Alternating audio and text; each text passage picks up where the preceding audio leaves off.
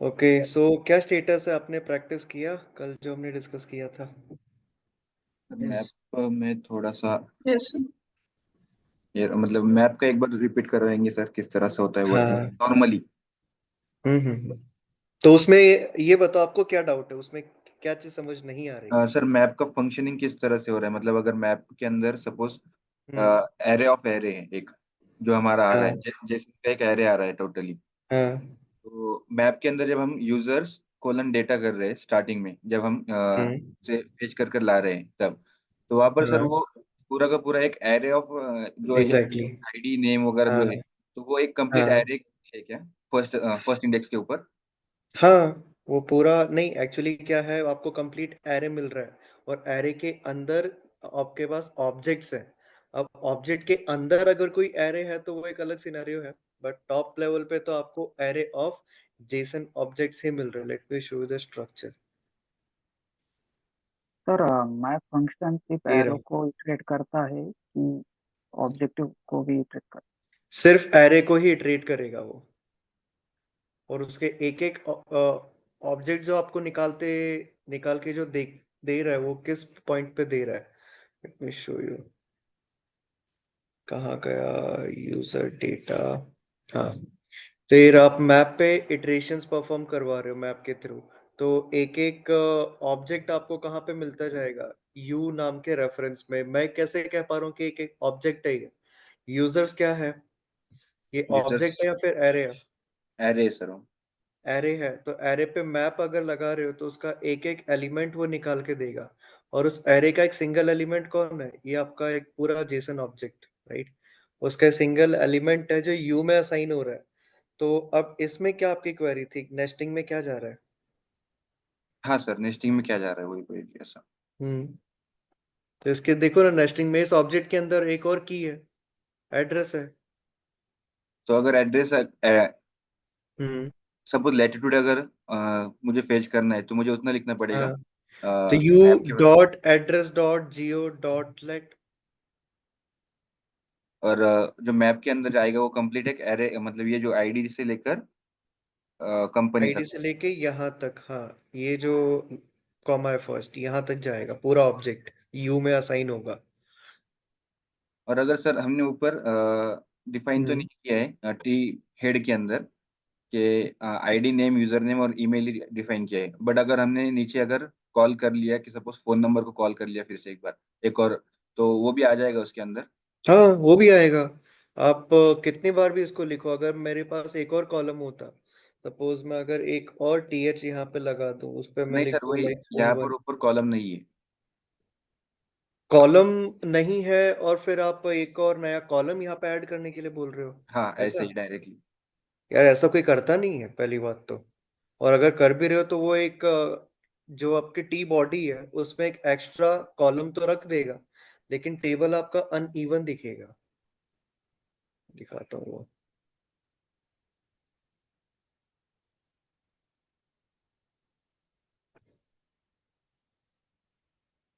ये कौन सा आ गया कंपोनेंट? हमें दिखाना यूजर डेटा।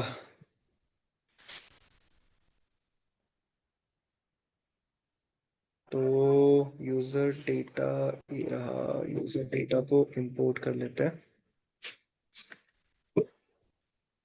इसको हटा देता हूँ फिलहाल के लिए।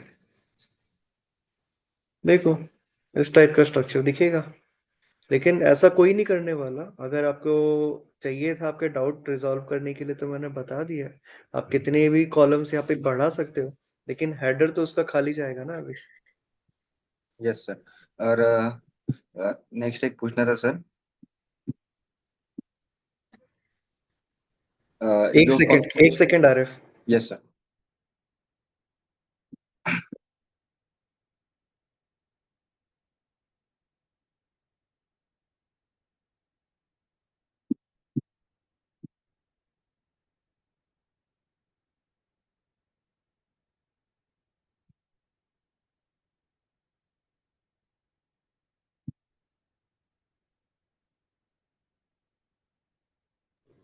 हाँ आरिफ। हाँ सर, हम जब ट्राई कैच ब्लॉक के अंदर फेच लिख रहे हैं, तो फेच के अंदर हमारे हाँ। पास में यूआरएल के थ्रू जो डेटा है वो कंप्लीट एक जेसन ऑब्जेक्ट है ना? हाँ एग्जैक्टली। तो फिर सर उस मतलब एक बार पूरा ऑब्जेक्ट आ चुका है हमारे पास में, तो फिर उसको सर वो डॉट जेसन मतलब वो अरे करने की नहीं क्या नहीं नीड है? नहीं नहीं नहीं नहीं नहीं नहीं, गलत समझ रहे हो। जो फेच फंक्शन आपको डायरेक्टली डेटा नहीं देता, मैंने उसको रिस्पॉन्स नाम का वेरिएबल क्यों दिया था? मैं चाहता था उसको डेटा नाम नहीं दे सकता था क्या? उसने पहले रिस्पॉन्स ऑब्जेक्ट दिया आपको। रिस्पॉन्स के पास में क्या क्या होता है? रिस्पॉन्स के पास हेडर होते हैं, रिस्पॉन्स के पास स्टेटस होता है, रिस्पॉन्स के पास में रिस्पॉन्स बॉडी होती है, ये सारी चीजें होती है। मानते हो ये? यस और नो? Yes sir. तो अब उस रिस्पॉन्स ऑब्जेक्ट में से डेटा निकालना पड़ेगा आपको, स्टेटस अलग से निकालना पड़ेगा, हेडर्स अलग से निकालने पड़ेंगे। तो रिस्पॉन्स की बॉडी को रीड करने के लिए मेथड दिया है वो रिस्पॉन्स डॉट जेसन। तो ठीक है। उसमें जेसन के अंदर सिर्फ जेसन ऑब्जेक्ट आ जाएगा जितना भी टोटल? हाँ मतलब जो एग्जैक्ट जो सर्वर ने रिस्पॉन्स बॉडी में जो डेटा भेजा था वो एग्जैक्टली आपको एज इट इज मिल जाएगा।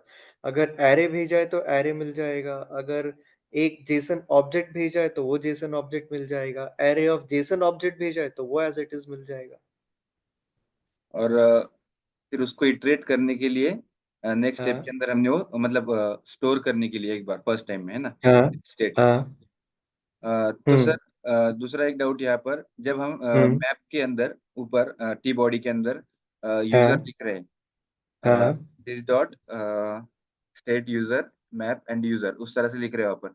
तो सर वहाँ पर जब फर्स्ट टाइम वो कुछ भी अवेलेबल नहीं है, तो वहाँ हाँ। पर वो इसके अंदर array index out of bound वैसे एरर वगैरह नहीं आते? नहीं नहीं नहीं नहीं, वो आपके इटरेशंस परफॉर्म ही नहीं करेगा। मतलब ये बताओ, अगर एक खाली एरे है, राइट? हाँ। मैप का काम क्या होता है? एग्जिस्टिंग एलिमेंट्स को रीड करके नया एरे रिटर्न करना।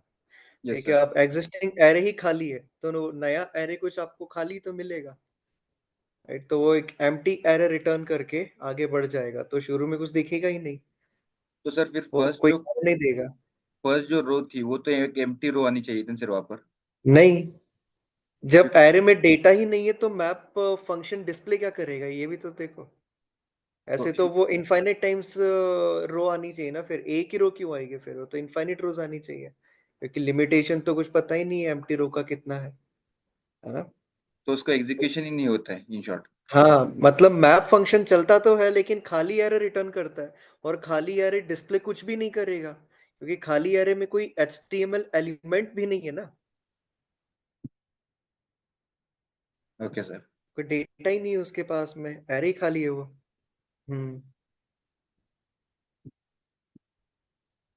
और सर अगर ओके, सब एनी मोर ये क्वेरीज?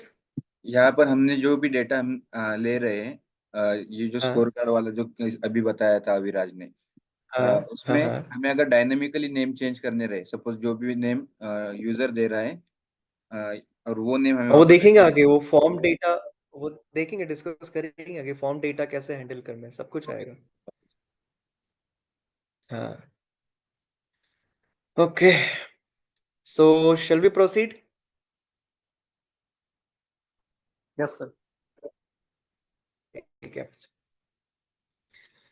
ओके, तो till now, we have performed a few operations into a class and as well as a function component. वो क्या क्या operations थे हमारे?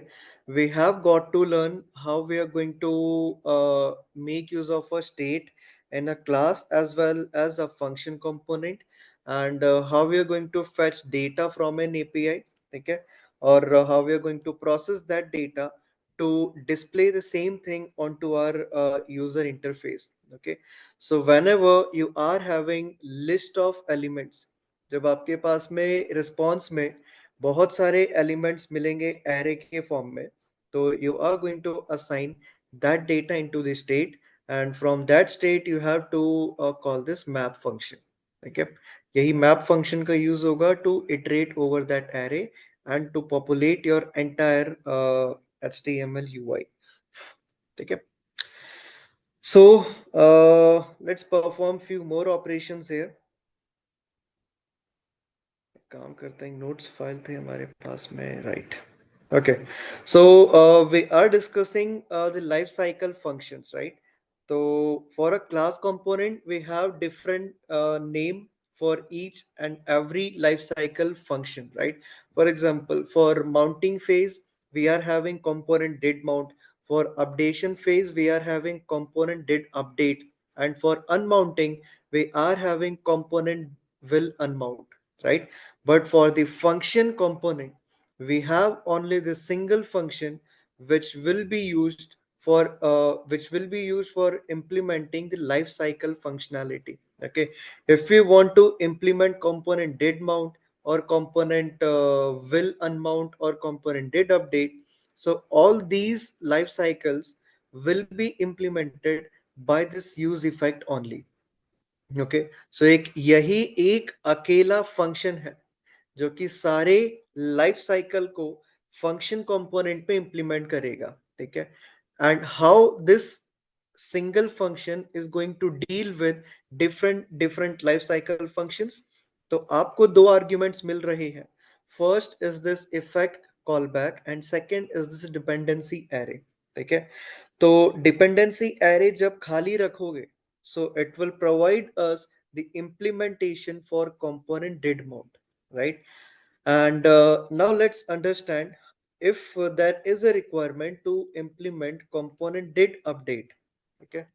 So component did update का आपको implementation चाहिए with the help of use effect। तो वो काम कैसे होगा, let's understand that। so first you have to pass a callback, okay? And at the second argument you have to pass an array, but this time you have to mention certain dependencies, right? अब ये component did update करता क्या है? कुछ logic execute करता है, कुछ statement execute करेगा when your component has been updated। तो जरा ये बताओ, when your component will be updated, कोई component किस केस में अपडेट होता है?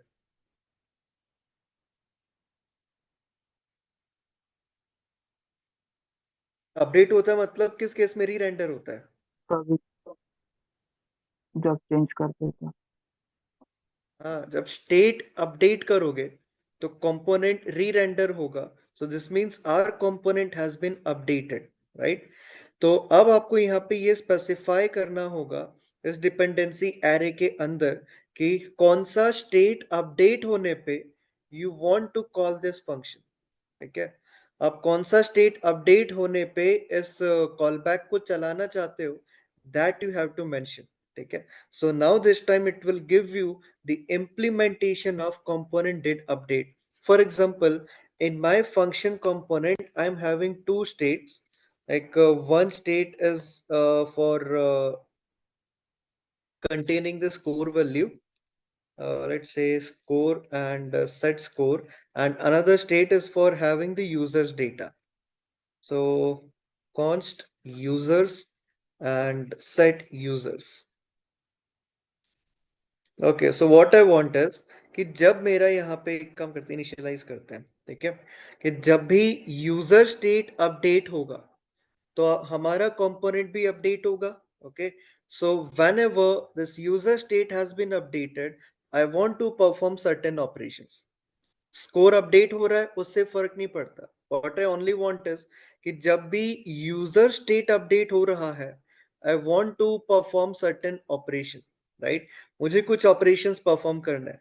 So inside this use effect we have to pass our user state as a dependency, ठीक है? तो मैंने यहाँ पे इसकी डिपेंडेंसी में यूजर स्टेट को पास किया। अगर खाली रखोगे तो डेड माउंट वाली फंक्शनैलिटी देगा, डिपेंडेंसी में कुछ पास करोगे सो it will give you did update functionality. अब ये जो आपका फंक्शन होगा, ये जो यूज इफेक्ट है जिसके डिपेंडेंसी में हमने यूजर्स को पास किया है, तो बताओ क्या अब ये इनिशियल रेंडर पे चलेगा क्या? No sir. No sir. Exactly exactly, no नहीं सर। चलने वाला, राइट? तो ये उसी केस में चलेगा जब आपका यूजर स्टेट अपडेट होगा, क्योंकि फर्स्ट टाइम यूजर स्टेट तो इनिशियलाइज हो रहा है, वो अपडेट नहीं हो रहा है। अपडेट किस टाइम पे होता है? जब वो इनिशियलाइज हो चुका है and at some later point of time उसमें वैल्यू जब चेंज हो रही है, right? So in that case we can say कि वैल्यू अपडेट होती है, ठीक है?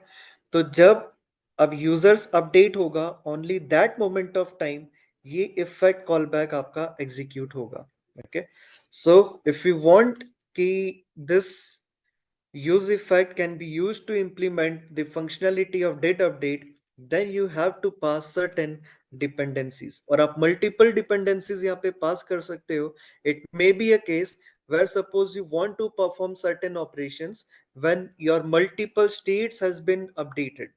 For example, let me have one more state here.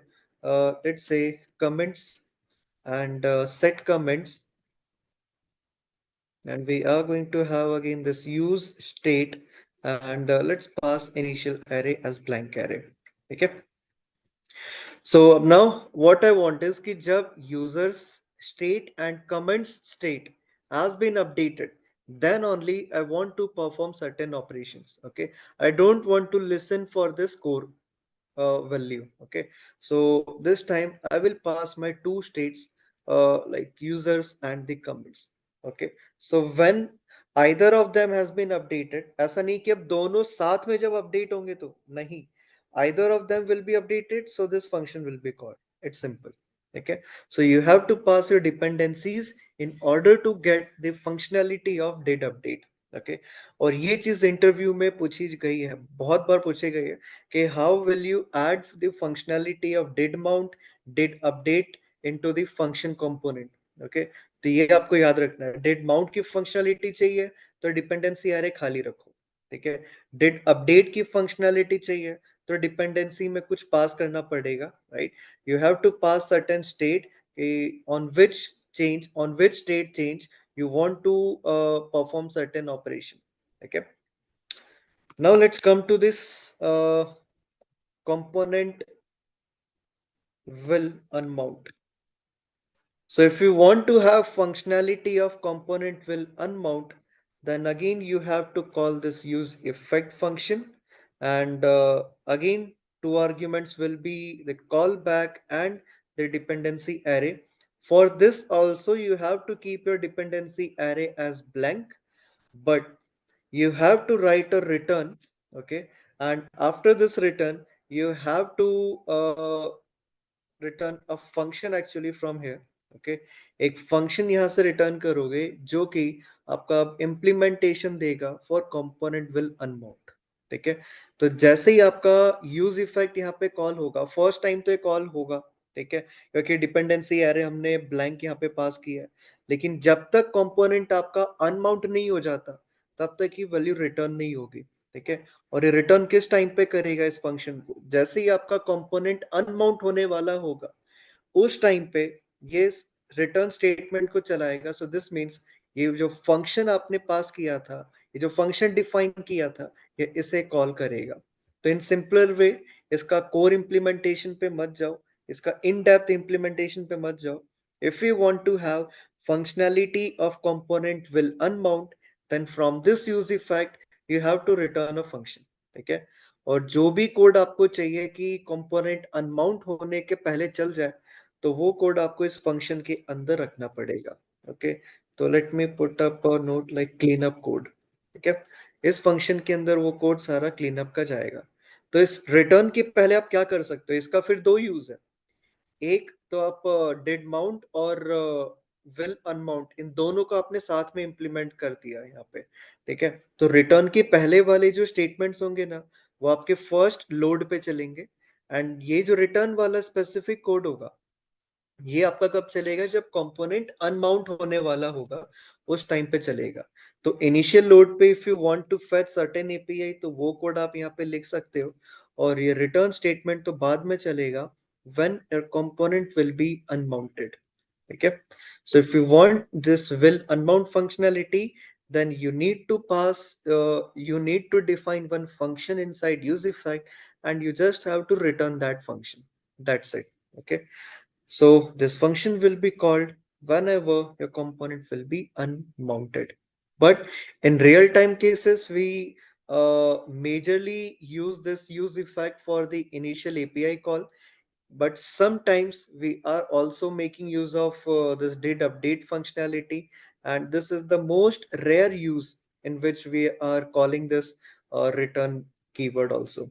ठीक है, but you should know how to deal with will unmount, how to deal with the did update, and how we are going to deal with the did mount. तो एक ही use effect है, थोड़ा variation करोगे so you are going to have a different life cycle function.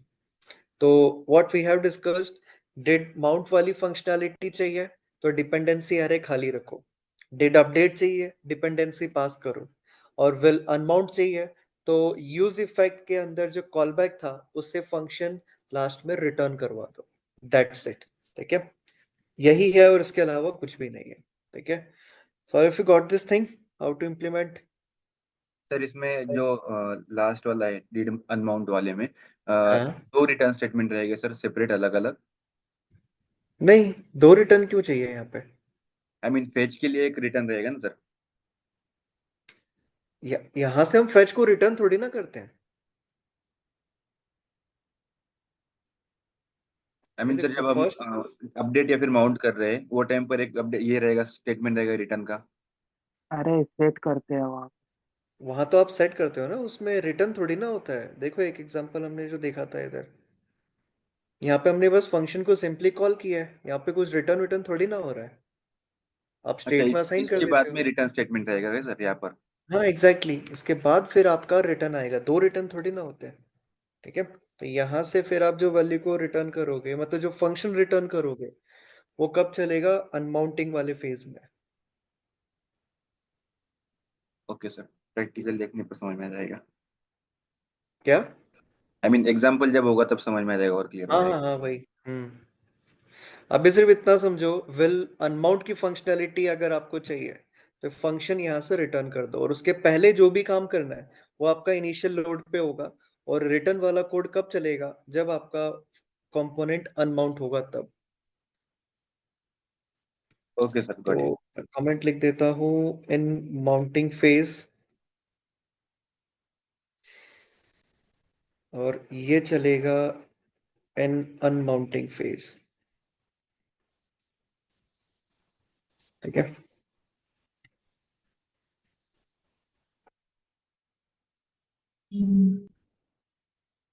Okay, any more queries? Sir वहाँ पे component डिट update में आपने स्कोर को क्यों कंसीडर नहीं किया? वहाँ पे भी तो स्टेट अपडेट हो रहा है ना सर। देखो, ये रिक्वायरमेंट नहीं थी मेरी कि स्कोर अपडेट होने पे मुझे कोई लॉजिक चलाना है। राइट, मैंने क्या बोला था कि मेरे पास तीन स्टेट है, and what I want is कि जब यूजर्स एंड कमेंट्स अपडेट होगा, then only I want to perform certain operation. मेरी रिक्वायरमेंट थी ऐसी। स्कोर अपडेट होने पे मैं नहीं चाहता कि कोई और एक्स्ट्रा ऑपरेशन परफॉर्म हो। ठीक है, मैं बस इतना चाहता था स्कोर के लिए कि जैसे स्कोर अपडेट होगा तो यूआई री रेंडर हो जाए, दैट्स इट। लेकिन for users and for the comment state, UI re render होने के बाद में I want to perform certain extra operations. तो इसीलिए मैंने इन दोनों को डिपेंडेंसी में पास किया। अगर रिक्वायरमेंट ऐसी होती है कि स्कोर एंड यूजर्स अपडेट होने पे हमें कोई ऑपरेशन परफॉर्म करना है तो आप स्कोर को भी पास करते। ठीक है, बस एक यूज केस मैंने कंसीडर किया था। ओके, ठीक है, thank you. If you are having a requirement की स्कोर अपडेट होने पे भी you want to perform certain operation, then yes you have to pass the score state here. Sir ठीक है, यूजर एंड कमेंट दोनों भी एक ही एरे में पास होंगे इसमें? एक ही एरे में मतलब इसी मतलब डिपेंडेंसी रिटर्न, एरे में। हाँ। हाँ। हाँ, सारे स्टेट आपके इसी डिपेंडेंसी एरे में पास होंगे, अलग से एरे थोड़ी ना बनेगा उसका।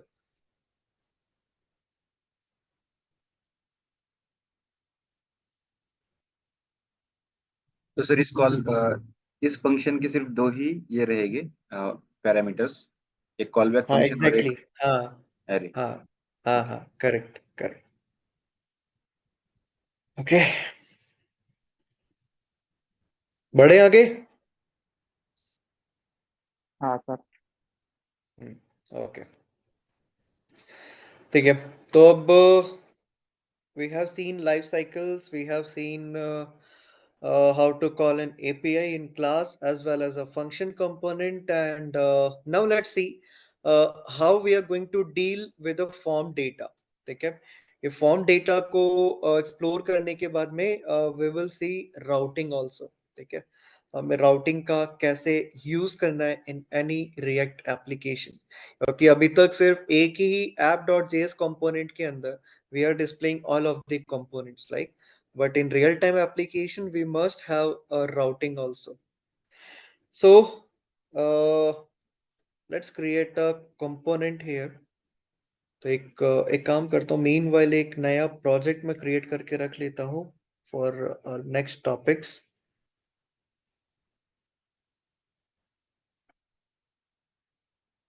Let me create a new directory. 15th May morning.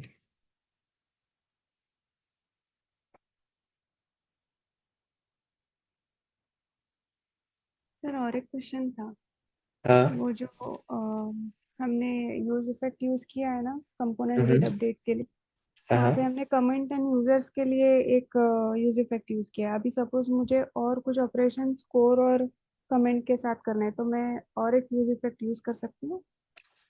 हाँ, कर सकते हो, डेफिनेटली कर सकते हो. ओके, ठीक है। हम्म.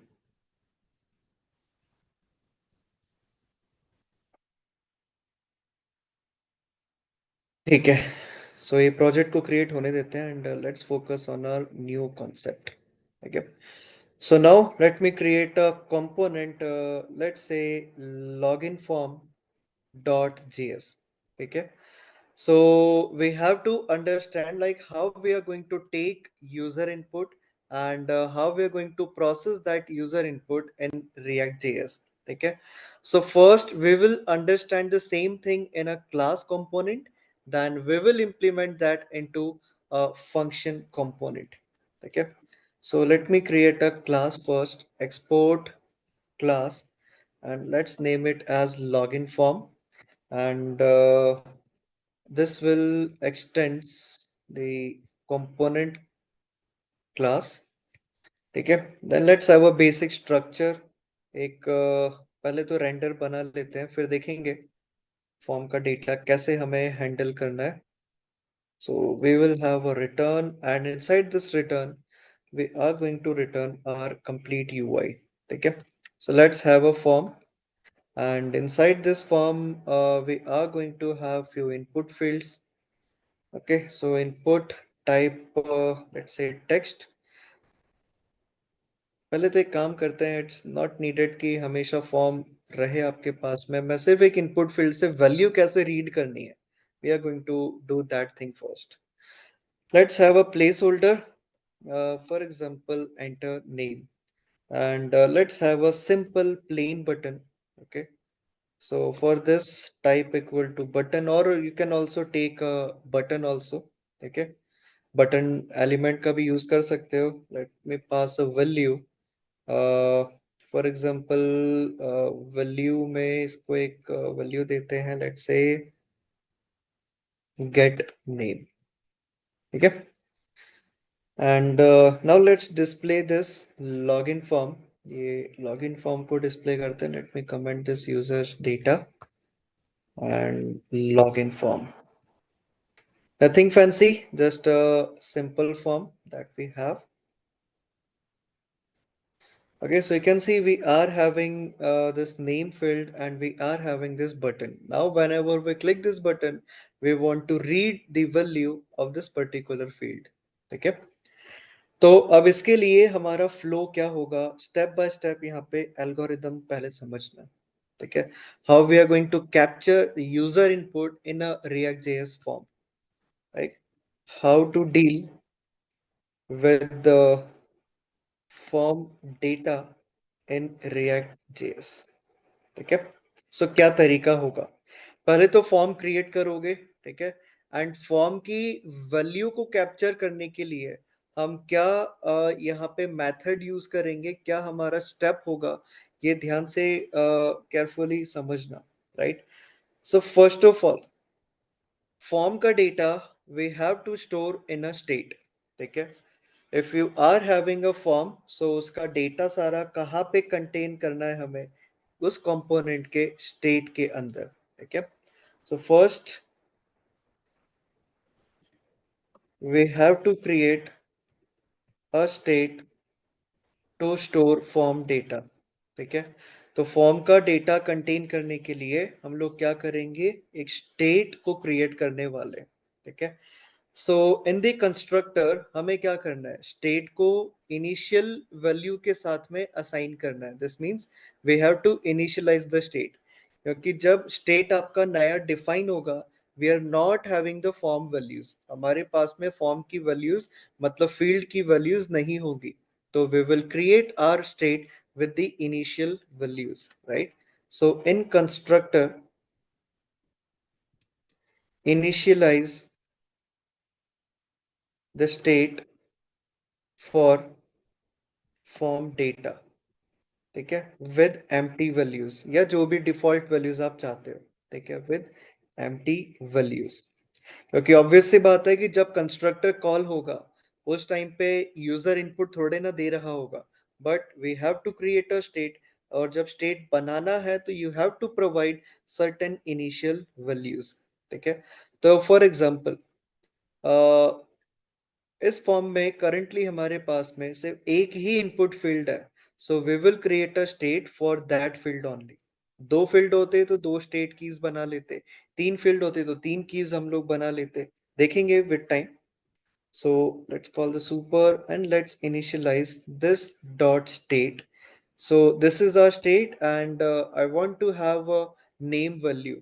तो एक की मैंने बनाया name का and initialize it with a blank value, ठीक है, क्योंकि जब हमारा कंस्ट्रक्टर यहाँ पे कॉल होगा we are not having user input, तो स्टेट तो होना चाहिए, so that's why I have assigned a blank value. So is this thing clear? कितना क्लियर है सबको? Yes sir. ओके। तो अब ये बताओ, नेम स्टेट के अंदर वैल्यू किस टाइम पे असाइन करवाएं? जब यूजर इंटर करेगा गेट बटन के ऊपर क्लिक होगा तब। ओके, देखो एक ऑप्शन है कि जब गेट बटन पे यूजर हिट करेगा तब स्टेट में असाइन करें, एक ही पहला ऑप्शन है, ठीक है। एंड सेकंड ऑप्शन क्या है, यहाँ पे जब यूजर फील्ड के अंदर वैल्यू टाइप कर रहा होगा उसी टाइम पे स्टेट में असाइन कर दो, ठीक है। जैसे यूजर ने नेम की वैल्यू टाइप किया, at the same time assign the value into the state. ऐसा क्यों? क्योंकि देखो हम लोग यहाँ पे डॉम मैनिपुलेशन का यूज नहीं करने वाले to read out a field value, ठीक है। किसी भी फील्ड से वैल्यू को हम लोग रीड डॉम मैनिपुलेशन के थ्रू नहीं करेंगे, राइट। अगर गेट बटन के क्लिक पे ही आपको ये काम करना होगा, so you need certain amount of DOM manipulation, फिर आप वही जो डिफॉल्ट अप्रोच होती है आप उस पे चले जाओगे, you will end up getting document dot get element by id then dot value। हमें वो सारी चीजें यहाँ पे नहीं चाहिए, okay। So to we have to change our approach now। So what will be our approach? Whenever user has started typing the value, so at the same moment assign that value into the suitable state, ठीक है। जैसे ही user field में type करेगा उसी time पे value आपको capture करके state में असाइन करना है, और वो कैसे करेंगे देखते हैं, वो बिना डॉम मैनिपुलेशन के इजीली हो जाएगा, इजीली पॉसिबल है, ठीक है। So what we have to do is the second step, we have to assign the field value into the state when user starts typing। Okay, जैसे यूजर टाइप करना start करेगा, so at that same moment वो value आपको state में assign करना है। जैसे suppose user ने नेम फील्ड में टाइप करना स्टार्ट किया, so we are going to assign value into the name state. And suppose if you are having a password field, so as soon as user started typing into the password field, so we have to capture that value, we have to assign that value into the password state, okay। So this will be our case now। तो जैसे ही user field में type करना start करेगा तो हम उसके state को populate करते जाएंगे। यूजर ने नेम फील्ड में टाइप किया, नेम स्टेट को असाइन कर दो। यूजर ने पासवर्ड में टाइप किया, पासवर्ड पे असाइन कर दो, पासवर्ड स्टेट पे असाइन करो। If user has typed something into email field, तो ईमेल के स्टेट पे वैल्यू असाइन कर दो। तो जैसे जैसे यूजर वैल्यू टाइप करता जाएगा, उस टाइम पे वैल्यू उसके सुटेबल स्टेट में, करस्पॉन्डिंग स्टेट में असाइन करते जाएंगे। ठीक है, so all of you got this thing? Yes sir. ठीक है, now at the time of submission, जब सबमिशन का टाइम आएगा, तो बताओ जरा वो वैल्यूज कहाँ से गेट करेंगे? From the state. हमको फॉर्म डेटा बताओ, क्या स्टेट से मिलेगा या डॉम मैनिपुलेशन के थ्रू सारे फील्ड से रीड करोगे? State sir. स्टेट से। Exactly, we have to read the state. ठीक है, now at the time of submission we have to read the state. ठीक है, आपको स्टेट को रीड करना पड़ेगा in order to get your form data. Read the state to gate form data. ठीक है, तो पूरा एक डेटा स्टेट के अंदर है ही, तो स्टेट से रीड करो और उस डेटा को सबमिट करना है तो आप फिर आगे सबमिट कर सकते हो। ठीक है, सो इट्स दैट थिंग। तो ये 4 स्टेप्स आपको याद रखने हैं। तो स्टेट बनाओगे, फिर जैसे यूजर टाइप करेगा तो असाइन करते जाओगे वैल्यू स्टेट में, एंड फिर उसके बाद में आपको जब वैल्यू सबमिट करनी है eight the time of submission, तो आप अपने स्टेट से वो डेटा मांग लो। ठीक है, लेकिन एक अप्रोच जो हमें फॉलो करना है वो थोड़ा ऐसा समझना। देखो, फॉर्म के अंदर we can have suppose 20 to 30 fields. For example this time let's say our form is having 20 fields. तो ऐसे स्टेट के अंदर आप 20 अलग अलग फील्ड्स को क्रिएट करोगे, like name will be the one of the key, and for example email will be the key, and similarly password will be there and lots of keys will be there। ठीक है, तो जरा ये बताओ, क्या जरूरी है कि इस कंपोनेंट में सिर्फ, या किसी भी कंपोनेंट के स्टेट में सिर्फ और सिर्फ फॉर्म का ही डेटा रहे? क्या दूसरे की वैल्यू पेयर्स नहीं हो सकते क्या? हो सकते सर। यस, हो सकता है ना। मे बी पॉसिबल लाइक हमें स्कोर का डेटा मेंटेन करना पड़े, या मे बी पॉसिबल कि हमें यहाँ पे यूजर्स का डेटा मेंटेन करना हो, मे बी पॉसिबल हमें पोस्ट्स का डेटा मेंटेन करना हो। So we are going to have different different key and value pairs, right? हमारे पास बहुत सारा डेटा हो सकता है किसी भी स्टेट में। तो हमने यहाँ पे क्या किया, हमने अपने फॉर्म डेटा के साथ में बाकी जो हमारा डेटा था, हमने सबको मिक्सअप कर दिया। ये डेफिनेटली सिंटैक्स वाइज काम करेगा, बट अगर आप देखोगे सिमेंटिक वाइज इसकी रीडेबिलिटी पे इफेक्ट पड़ रहा है। And to maintain the form data, आपको ढूंढना पड़ेगा इसमें से कि कौन कौन सी कीज हैं that are storing your form data. So is there any better approach to organize this form data? सोच सकते हो? So inside state we can make an object as well for form name also. Which Exactly. So to contain your entire form data, what we will do, we will create 10 nested object in this way. ठीक है, एक nested object बना लो, and this object is going to contain all of the key value pairs for the form data। अब चाहे तो इसमें आप हजारों की रखो, 100 of keys रखो, इससे डेटा आपका पूरा सेपरेट यहाँ पे हो रहा है, रीडेबल वे में, इजी टू मेंटेन भी है। अब चॉइस देखो आपकी है। मैं ये नहीं कह रहा हूँ कि मैं कॉम्प्लेक्सिटी ऐड करके यहाँ पे मुझे कुछ बहुत ही एक बेटर अप्रोच मिल रही है, नहीं। एक कॉम्प्लेक्सिटी ऐड करके हमें सिर्फ एक बेटर ऑर्गेनाइजेशन मिल रहा है ऑफ आर डेटा। तो हमको अगर फॉर्म डेटा को डील करना होगा, सो बार बार this dot state dot name, this dot state dot phone, एक एक की नहीं निकालना पड़ेगा। फॉर्म डेटा का पूरा ऑब्जेक्ट चाहिए, तो सीधा this dot state dot form data को रेफर करो, वो आपको एक पूरा ऑब्जेक्ट निकाल के दे देगा, राइट?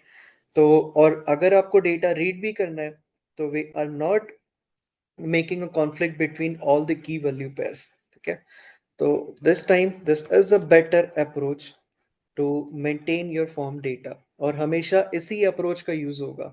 ठीक है, तो फॉर्म डेटा के लिए एक अलग ही हम लोग स्टेट बना लेंगे, जिसमें एक ऑब्जेक्ट होगा, और वो ऑब्जेक्ट पूरे फॉर्म डेटा को यहाँ पे कंटेन करेगा। ठीक है, email, and one will be the password value. Okay, so is this approach clear? Yes. ठीक है, what about others? सबको आ रहा है समझ में? Yes, sir. Yes sir. Yes, sir.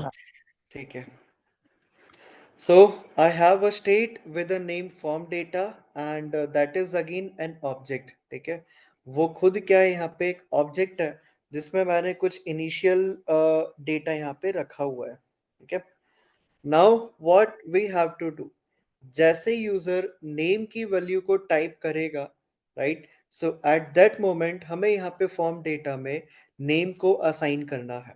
ठीक है, मतलब स्टेट के अंदर जो फॉर्म डेटा स्टेट था, we have to assign a name key into that. ठीक है, तो वो काम कैसे होगा देखते हैं. सो किस इवेंट पे वो काम करना है? यस, जैसे राइटिंग स्टार्ट हो गया वैसे ही हाँ, तो वो इवेंट कौन सी है उसके लिए? On key up. on on change. की up, On right, on on की अप पे change. जा सकते हो. ठीक है, On और आप चाहो तो ऑन चेंज का भी यूज कर सकते हो. ऑन चेंज मतलब क्या, जैसे उस फील्ड की वैल्यू चेंज होगी तो उस टाइम पे एक ऑन चेंज इवेंट ही फायर करेगा. ठीक है, सो प्रैक्टिकली ये पॉइंट नंबर 3 के लिए we have to listen to the, we have to listen to on change event. ठीक है, तो ऑन चेंज इवेंट हमें यहाँ पे यूज करना है फॉर एवरी इनपुट फील्ड. सो आते हैं इस इनपुट फील्ड पे and let's put one on change event. ठीक है, तो ऑन क्लिक को भी कैसे हैंडल किया था, we have defined a function और उस फंक्शन को रेफर किया था. So in that same way we are going to write a function, एक फंक्शन यहाँ पे बनाओ और फिर उसको ऑन चेंज पे रेफर कर दो. So this is your class component. So function आपका डायरेक्टली यहाँ पे डिफाइन होगा. Let me name that function as handle name change. Okay, and we have to refer this function onto this on change event. So this dot handle name change.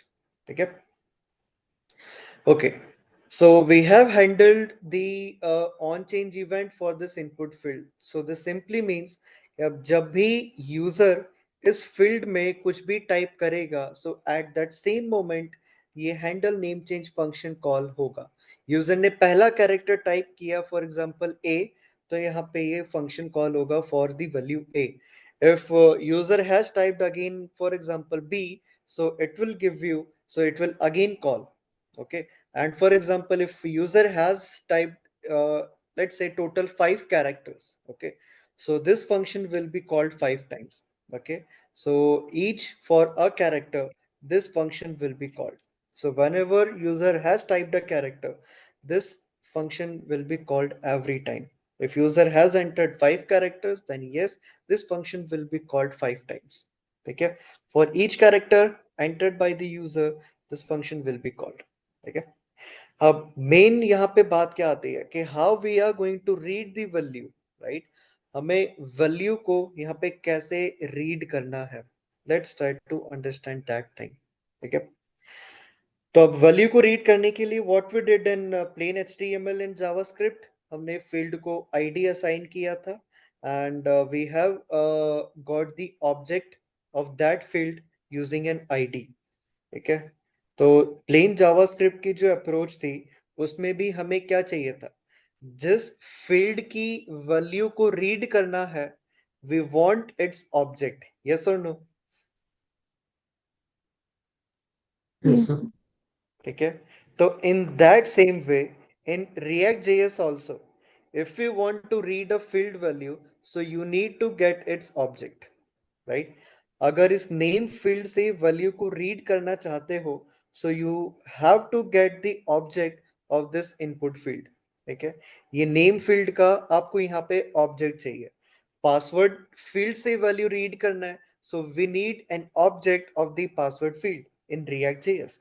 अब वो object आपको अलग से यहाँ पे गेट एलिमेंट बाय आईडी करके मांगने की जरूरत नहीं है. Okay, but what we will do instead, एक फ्लो यहाँ पे समझना. ये रिएक्ट जेएस में हर बार ऐसा ही होगा कि जब भी कोई फंक्शन एग्जीक्यूट हो रहा है ऑन अ सर्टेन इवेंट, जैसे ये जो हमारा फंक्शन है हैंडल नेम चेंज, ये कब एग्जीक्यूट हो रहा है? On an event on change.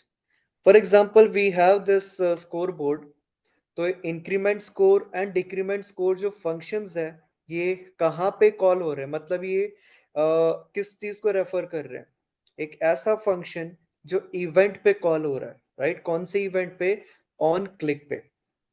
तो इंक्रीमेंट स्कोर, डिक्रीमेंट स्कोर और ये हमारा हैंडल नेम चेंज, ये 3 ऐसे फंक्शंस अब तक हमने देखे हैं जो कि किसी इवेंट पे कॉल हो रहे हैं, हम इनको इवेंट पे रेफर कर रहे हैं, right?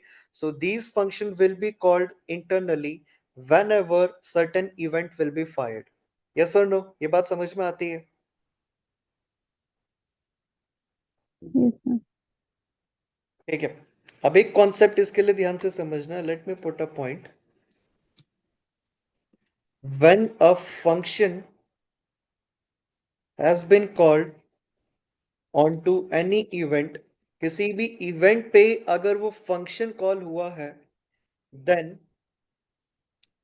that function will always have an argument। ठीक है, तो अगर कोई फंक्शन इवेंट पे कॉल हुआ है ना, तो उस फंक्शन में अपने आप एक आर्ग्यूमेंट जाएगा, और वो कौन होगा? उस करंट इवेंट का ऑब्जेक्ट। ठीक है, तो जो इवेंट अकर हुई है, so that same event object will be passed into that function. ठीक है, if on click event has been occurred, so वही जो आपकी click event है, so object of click event will be passed into your suitable function. For example, in our scoreboard, okay, when this function will be called, whenever the click event on this button will be fired, so the object of this click event will be passed as an argument. Again, when this minus button will be clicked, so इस minus button का जो click event का object होगा, वो अपने आप इस function के आर्ग्यूमेंट में चला गया। सो इन दैट सेम वे, जैसे यहाँ पे इस फील्ड पे ये ऑन चेंज इवेंट चलती है, तो अगेन क्या किया? इवेंट पे फंक्शन कॉल हो रहा है, तो इस इवेंट पे जो फंक्शन कॉल होगा, उस फंक्शन की आर्ग्यूमेंट में इवेंट का ऑब्जेक्ट आपको मिल जाएगा। ठीक है, सो इस चीज को हमेशा यहाँ पे ऐसे ही समझना कि whenever you are having a function that is getting called onto any event, तो जब वो इवेंट अकर होगी, वो फंक्शन कॉल होगा, और वो इवेंट का ऑब्जेक्ट आर्ग्यूमेंट में आपको मिल जाएगा। So let me declare an argument for event. Okay, तो ये फंक्शन हम कॉल नहीं कर रहे हैं, ये फंक्शन इंटरनली अपने आप कॉल होगा whenever this event will be fired. Okay, and on change event is getting fired, so देखो होगा क्या? अब यूजर कुछ भी वैल्यू टाइप करेगा, ऑन चेंज इवेंट कॉल होगी, मतलब ऑन चेंज इवेंट फायर होगी, so it will call this handle name change function, and call करते वक्त वही जो चेंज इवेंट अकर हुई है, जो फायर हुई है, so object of that event will be passed as an argument. So what the point is, when a function has been called onto any event, then that function will always have an argument that will contain the event object. Okay, तो जो event वहां पे occur हुई है, so that event object will be passed automatically inside this function argument. ठीक है, so in this core board also, आप चाहो तो यहाँ पे event object को ले सकते हो, तो ये किसका ऑब्जेक्ट होगा? कौन सी इवेंट का ये ऑब्जेक्ट होगा? This will be for the on click event for this plus button, and in the same way this event object will belong to the event object, and the click event object for this minus button. Okay, so in that same way, if I have taken an argument inside this handle name change function, okay, तो ये argument भी किस चीज को represent कर रहा है? For the change event. Okay, और ये अपने आप पास होगा, ये अपने आप populate होगा। Let me do one thing, let's console log this object, console.log event। ठीक है, तो इवेंट नाम का जो आर्ग्यूमेंट है किस चीज को पॉइंट करेगा, ये पॉइंट करेगा उस इवेंट को जो अकर करंटली हुई है। तो ये फंक्शन कब कॉल होगा, ऑन चेंज पे। तो जैसे यूजर टाइप करेगा इवेंट का ऑब्जेक्ट इसमें पास होगा और वही इवेंट ऑब्जेक्ट कंसोल पे जाके लॉग हो जाएगा। ठीक है, इतना समझ आया सबको? Yes, sir. Okay. Now let me inspect it. Open the console. ठीक है, नेम मैंने एंटर किया, for example first character I have written as A.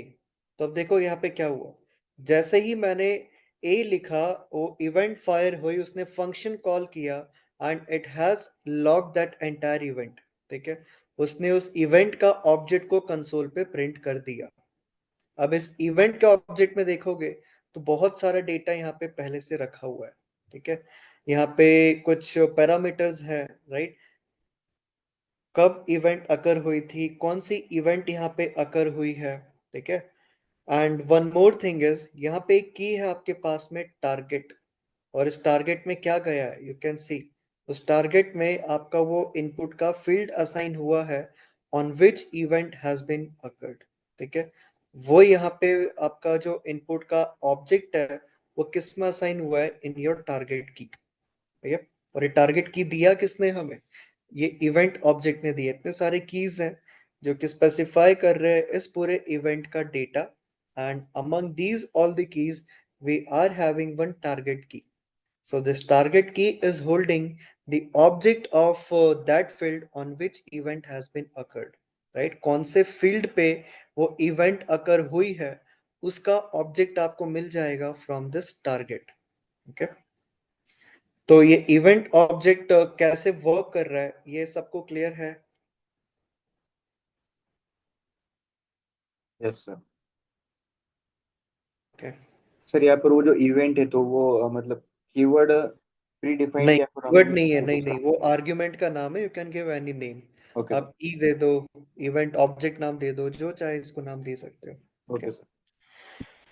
Okay, तो सर ऑन क्लिक इवेंट पे वो कंपलसरी नहीं है इवेंट पास करना? कंपलसरी नहीं है अनटिल अनलेस आपको उस इवेंट से कुछ डेटा गेट नहीं करना है। ठीक है, जब तक उस इवेंट ऑब्जेक्ट से डेटा गेट नहीं करना है आप इसको ऑप्ट आउट कर सकते हो, इसकी जरूरत नहीं है। लेकिन यहाँ पे हमें इससे कुछ चीजें फेच करनी थी, इसको यूज करना था, that's why I have taken this argument. Okay, okay sir. तो इस इवेंट ऑब्जेक्ट का हम यूज क्यों करें, हम क्या यूज इसका लेने वाले हैं, just to get the object of input field on which event has been fired. ठीक है, तो हमें क्या चाहिए था, उस फील्ड का ऑब्जेक्ट चाहिए, राइट, उस फील्ड का हमें ऑब्जेक्ट चाहिए जिसपे इवेंट अकर हुई है। तो हमने इसका कैसे यूज लिया, यूजर नेम फील्ड में कुछ भी वैल्यू टाइप करेगा, okay, and one event object will be prepared by react JS. वो इवेंट ऑब्जेक्ट यहाँ पे हैंडल नेम चेंज में चला गया एंड इसी इवेंट ऑब्जेक्ट से मांग लो कि अब कौन से फील्ड पे वो इवेंट अकर हुई थी, सो it will give you the entire object for that particular field.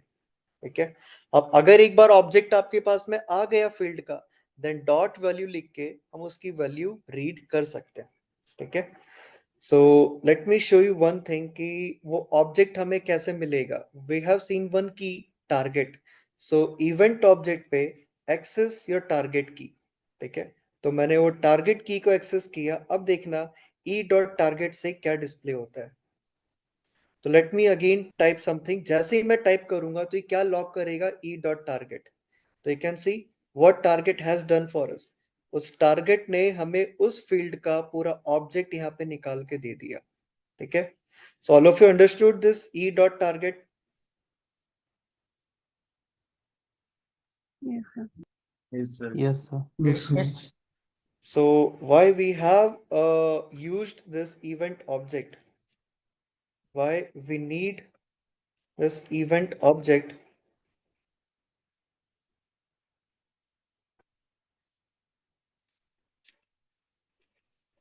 तो हमारे केस में ये इवेंट ऑब्जेक्ट का क्या पर्पस था, इन are case we want to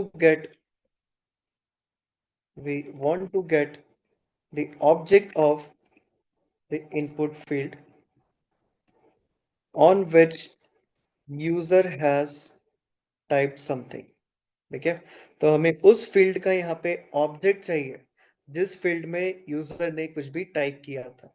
so we are about to get that object from the target key. So event object is having a key target. ठीक है, एक की है उसके अंदर target, using which we can get the object of field. ठीक है, तो ये जो टारगेट नाम की होती है क्या कंटेन करता है, ये उस फील्ड का पूरा ऑब्जेक्ट कंटेन करेगा जिस पे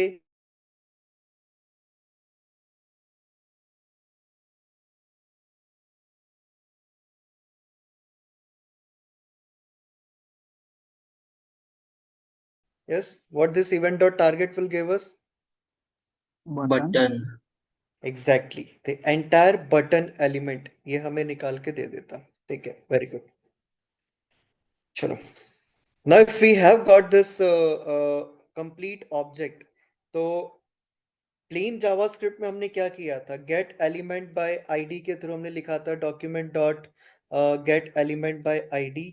फिर हमने आईडी को पास किया था, फिर इससे हमें एक ऑब्जेक्ट मिल गया था, फिर उसी ऑब्जेक्ट पे हमने वैल्यू को फेच किया था. So in that same way e dot target से आपको फील्ड का ऑब्जेक्ट मिल रहा है, so you can directly write value e dot target dot value. ठीक है, तो अब देखो, अब जैसे ही हम कुछ भी यहाँ पे टाइप करते हैं, सो अभी इस बार क्या देगा, वो डायरेक्टली क्या निकाल के देगा, वैल्यू. यस और no. Yes sir, value. Yes, मैंने टाइप किया फॉर एग्जांपल ए, तो you can see it has given us A. अब फॉर एग्जांपल मैंने टाइप किया बी, तो क्या देगा, सिर्फ बी या A B. AB. Yes, A B, ये दोनों कैरेक्टर्स देगा क्योंकि पूरी फील्ड की वैल्यू हम लोग रीड कर रहे हैं. ओके, एंड जैसे ही मैं यहाँ पे कुछ भी टाइप करता जाऊंगा तो you can see each and every time it is giving us the complete value. ठीक है, तो सर, अगर किया एक बार तो क्या, बैक स्पेस किया तब भी वो मतलब वो चेंज हाँ कर देगा. एग्जैक्टली, हाँ बिल्कुल, क्योंकि चेंज तो हो रही है वैल्यू. ठीक है, so if we are having this value for the name, तो अब क्या करेंगे, अगले स्टेप में क्या करना चाहिए हमें. Yes, try to answer. Sir, This dot state में अपडेट करना है. set state. Exactly, this dot set Set state, state. This dot set state. और कौन से स्टेट में वैल्यू असाइन करना है, नेम, नेम स्टेट फॉर्म थोड़ी डेटा, ना है. हाँ, फॉर्म फॉर्म डेटा. डेटा, वो Form तो data. Form name data dot form name. Data का पार्ट है, राइट. तो फॉर्म डेटा सेट करना है, तो पहले क्या पास करना पड़ता है, एक दिस ऑब्जेक्ट डॉट जिसमें वी हैव टू स्पेसिफाई कि we Form. Are assigning form data. तो फॉर्म डेटा खुद क्या था, एक सिंगल वैल्यू है या फिर ऑब्जेक्ट है, ऑब्जेक्ट है. Object. ऑब्जेक्ट है. और ऑब्जेक्ट मैंने असाइन किया, तो you can see form data में पहले ये इनिशियल ऑब्जेक्ट था, फिर मैंने फॉर्म डेटा के अंदर एक नया ऑब्जेक्ट मैंने असाइन किया विद अ की नेम. तो उसमें नेम की असाइन करते हैं with E dot target dot value. ठीक है, तो जैसे ही यहाँ पे नेम फील्ड के अंदर डेटा को यूजर एंटर करेगा, सो हमारे फॉर्म डेटा के अंदर नेम की में डेटा असाइन हो जाएगा. तो ये लाइन नंबर 12 सबको समझ में आया क्या किया ये. Yes sir. Yes, sir. ठीक है, चलो. सर, इसको मतलब फॉर्म डेटा जो लिखा है वहां पर this dot state dot form data नहीं लिखना पड़ेगा. नहीं, यहाँ लिखने की जरूरत नहीं है. यहाँ तो सिर्फ आप ये स्पेसिफाई कर रहे हो कि कौन से की में डेटा असाइन कर रहे हो. याद करो, स्कोर में भी तो ऐसा ही किया था. हमने सिर्फ मेंशन किया था ना कि आप अपने स्टेट के कौन से की में डेटा असाइन कर रहे हो. वो तो राइट हैंड साइड पे क्यों लिखा था, क्योंकि we want to read the current value. ठीक है, करंट वैल्यू रीड करनी थी, इसलिए ये लिखा था हमने. Okay sir. ठीक है, चलो अब एक काम करते हैं. Now let's handle the click event of this get name button. ठीक है, इसके क्लिक इवेंट को हैंडल करेंगे. तो let me create a function as for example handle submit. ठीक है, और अब इसमें फिलहाल एपीआई में तो सबमिट नहीं करना हमें, तो मैं कंसोल पे ही डेटा को लॉग कर देता हूँ. सो कंसोल लॉग, तो हमें फॉर्म का डेटा कंसोल पे चाहिए. So this dot state dot form data, so it will give you the complete object of your form data. ठीक है, वो complete object आपको form data का निकाल के दे देगा whenever we click this button. So now let's bind this function handle submit on this on click event of this button. ठीक है, चलो अब इसको देखते हैं what result it will give. So let me enter a name, for example. अरे उसको bind करना तो भूल ही गए.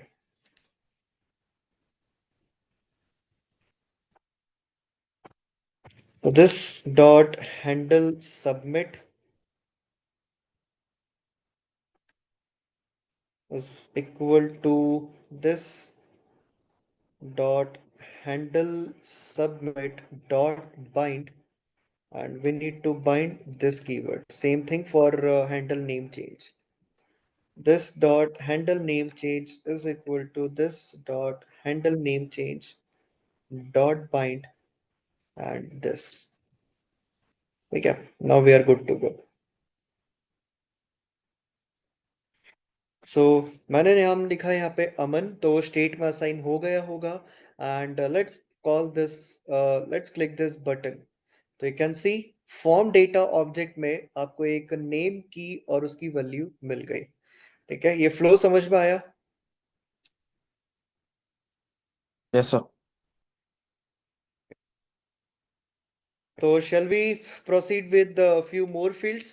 सर एक वो बाइंड वाले को बता दीजिए जो कि आपने रिसेंटली. हाँ, ये बाइंड हमने क्यों किया है यहाँ पे, अभी आपने देखा होगा मुझे एक एरर आया था, तो वो एक्चुअली सेट स्टेट को कॉल नहीं कर पा रहा था. यहाँ पे दिस डॉट स्टेट को भी वो रीड नहीं कर पाएगा, तो क्योंकि दिस चला जाएगा यहाँ पे अनडिफाइंड, राइट, क्योंकि इनका खुद का दिस का एक अलग कंटेक्स्ट यहाँ पे रीड हो रहा है. फिलहाल इतना समझ लो, बाय डिफॉल्ट ये क्लास के फंक्शंस में मेरा यहाँ पे दिस अनडिफाइंड जा रहा है. तो मैं ये चाहता हूँ कि ये दिस किसे पॉइंट करे, क्लास के ऑब्जेक्ट को पॉइंट करे.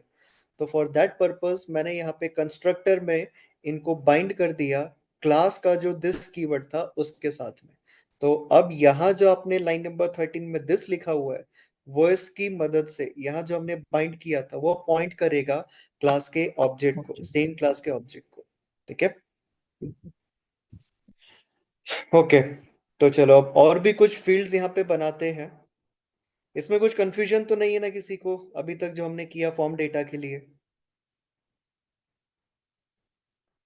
फिर वो फॉर्म डेटा जो प्रिंट कर रहे हैं ना, हेलो, हाँ हाँ बोलो. वो जो फॉर्म डेटा प्रिंट कर रहे हैं ना उसमें सिर्फ नेम ही क्यों डिस्प्ले हो रहा है, बाकी हाँ बाकी कीज क्यों एग्जैक्टली, नहीं हो रहा? Very good, excellent. यही तो मैं जानना चाह रहा था कि और किसी ने ऑब्जर्व किया कि नहीं किया. प्रॉब्लम हम आगे सॉल्व करने वाले थे. ठीक है, देखो ऐसा क्यों हुआ. यहाँ पे हैंडल नेम चेंज में देखो हमने क्या किया, फॉर्म डेटा की स्पेसिफाई किया and we are updating its value, और उसकी वैल्यू में क्या असाइन किया हमने, एन ऑब्जेक्ट. यस और no?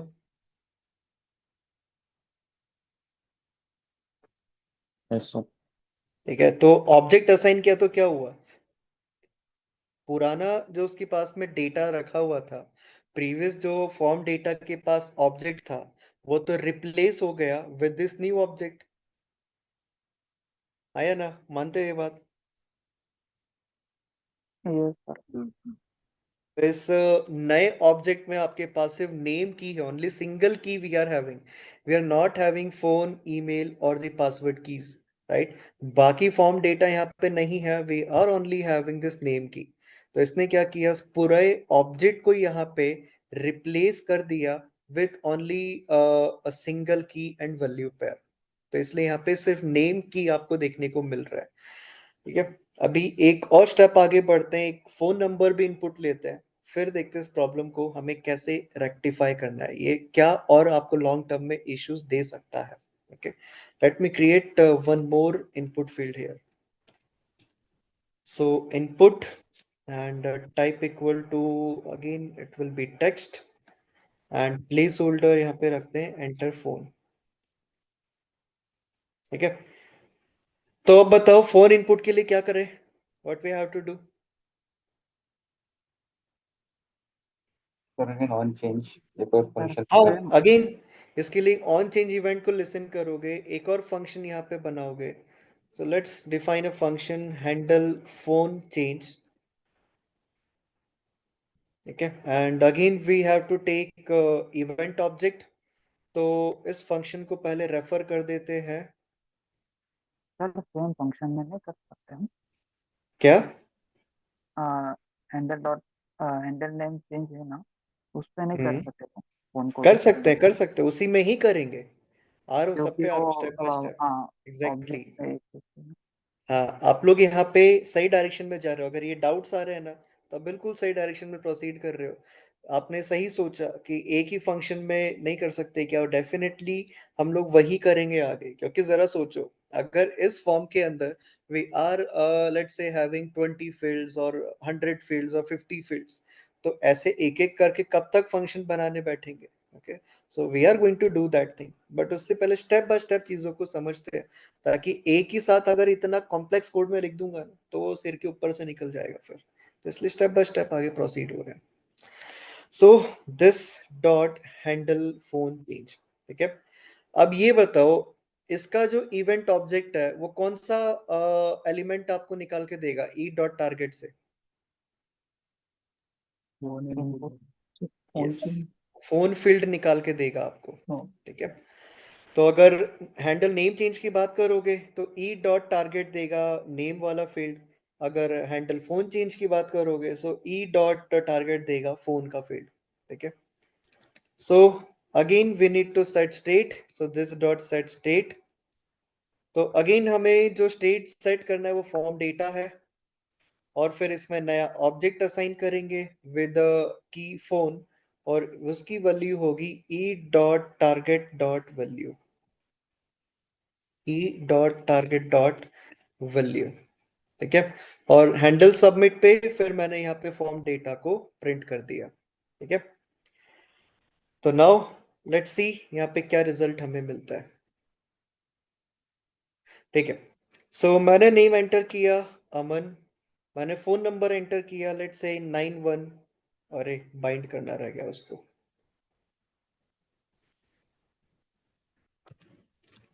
This dot handle phone change is equal to this dot handle phone change dot bind this.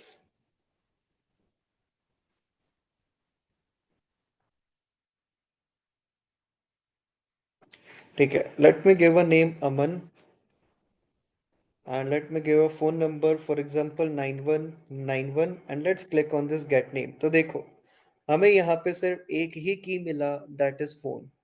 बता सकते हो ऐसा क्यों? Why we have got this one key only?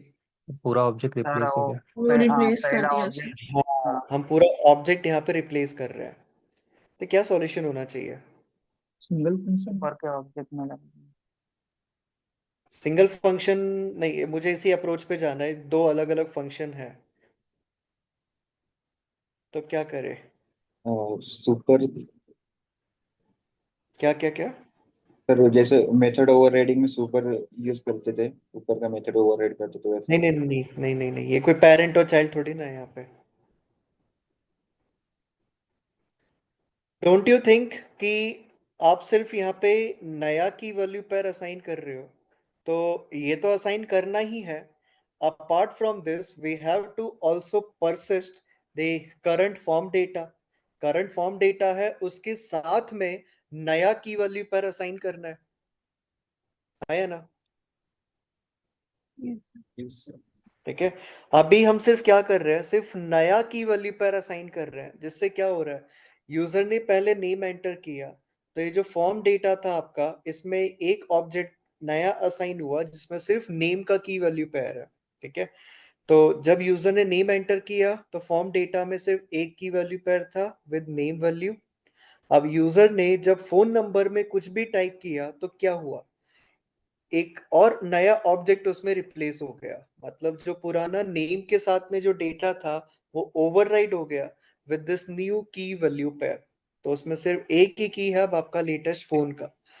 तो जब भी इस फॉर्म डेटा ऑब्जेक्ट में आप डेटा असाइन कर रहे हो, what actually we have to do, we have to persist the current form data along with that we have to assign the new form data, मतलब new की value पर assign करना है apart from the current form data. current form data इस object में as it is रहना चाहिए, but उसके अलावा एक नया की वैल्यू पर यहाँ पे बन जाए. ठीक है, तो क्या करें उसके लिए कि पुराना डेटा इस ऑब्जेक्ट में एज इट इज रहे, सिर्फ ये नया की वैल्यू पर ना असाइन करे, ये तो रहे, इसके साथ में पुराना फॉर्म डेटा भी यहाँ पे आ जाए. तो कॉमा सेपरेटेड फॉर्म कर डेटा सकते हैं डॉट नेम फोन फोन हाँ, नंबर। मतलब पुरानी वैल्यूज को यहाँ पे हम एज इट इज रखने वाले हैं. नेम असाइन कर रहे हो ना, तो नेम के अलावा और भी जो पैरामीटर्स है like phone number, email, password, वो सब एज इट इज यहाँ पे रहना चाहिए. तो फिर से की हम लोग बनाएंगे लाइक फोन नंबर, राइट. फिर उसमें क्या मेंशन करेंगे, दिस इस dot state form dot data form define. Data dot phone. ठीक है, फिर ऐसे ही आपको अगर सोचो 100 ऑफ कीज है, 100 फॉर्म की फील्ड्स है, तो क्या ऐसे 100 की वैल्यू पर हर बार बनाने बैठोगे क्या? नहीं sir, No, spread sir. Operator use कर नहीं. लेंगे. हाँ, एग्जैक्टली. ठीक है, ये हुआ बॉर्नविटा पीने का सही use. So triple dot this dot state dot form data. ठीक है, जब आप अपनी पूरी बुद्धि का यूज करते हो, when you use 100% your brain, तब ऐसे सॉल्यूशन आते हैं. ठीक है, तो जो करंट फॉर्म डेटा है पूरा उसे यहाँ पे स्प्रेड कर दो, उसके अलावा नया की वैल्यू पर जोड़ दो. अब हाँ, पुराने की वैल्यू पर में नेम भी यहाँ पे आएगा, लेकिन नेम पहले था विद द ब्लैंक वैल्यू, और फिर वो यहाँ पे विद दिस वैल्यू वो ओवरराइड हो जाएगा. But obviously we are going to get the latest value for this new key. ठीक है, यह स्टेप समझ में आया सभी को, क्या किया इधर? Yes sir. Yes sir. ठीक है, इसको मैं थोड़ा और नीट एंड क्लीन वे में यहाँ पे मेंशन कर देता हूँ कि हम क्या कर रहे हैं.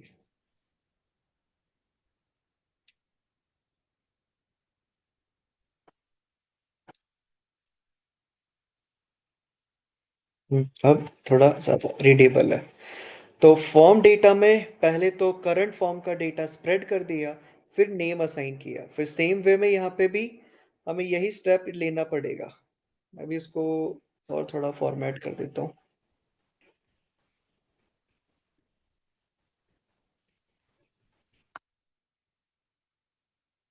ठीक है, तो again for this form data first we have to spread the current form data, so this dot state dot form data, and after this we have to assign a phone value now. Okay, अगर इसके spread operator पे और उसका position interchange करेंगे तो effect हो जाएगा कुछ? हाँ एग्जैक्टली, यहाँ पे इफेक्ट पड़ेगा उसका. कैसे? अगर बाद में रखोगे ना, तो बाद में रखने से क्या होगा, वो जो ब्लैंक वैल्यू थी वो ओवरराइट यहाँ पे हो जाएगी.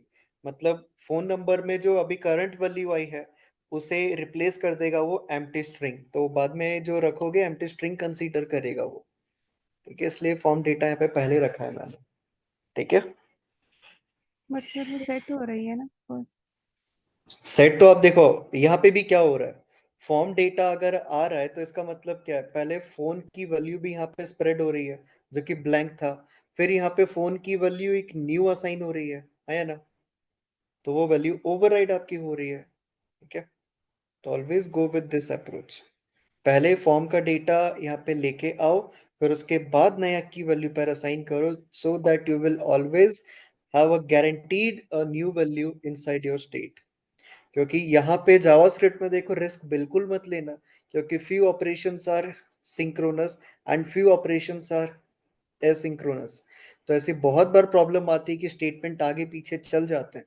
तो इसलिए always better to go with the approach with I am letting you know. ठीक है, अभी बहुत छोटा एप्लीकेशन है इसलिए इतना बड़ा कुछ लग नहीं रहा है, लेकिन सीरियसली जब बहुत बड़े एप्लीकेशंस आते हैं, अगर कुछ भी आप एक्स्ट्रा चीजें करने जाओगे, कुछ भी अगर इधर उधर करने जाओगे ना, पूरा एप्लीकेशन हिल जाएगा. Okay, let me give data Aman and let me give the phone number. Click on this.